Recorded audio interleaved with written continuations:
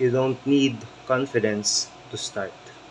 This is day 2 of talking to the camera for 30 days to build confidence. And honestly, medyo awkward pa rin.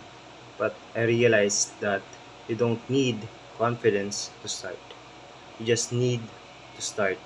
Kahit di ka sanay, kahit feeling mo ang weird mo pakinggan, same.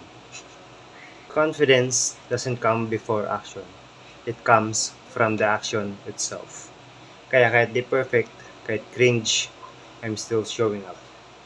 And that's how growth works.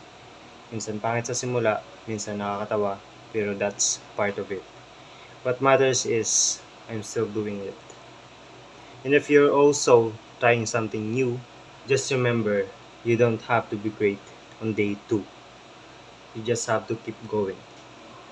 This is day 2. See you tomorrow. Okay na to.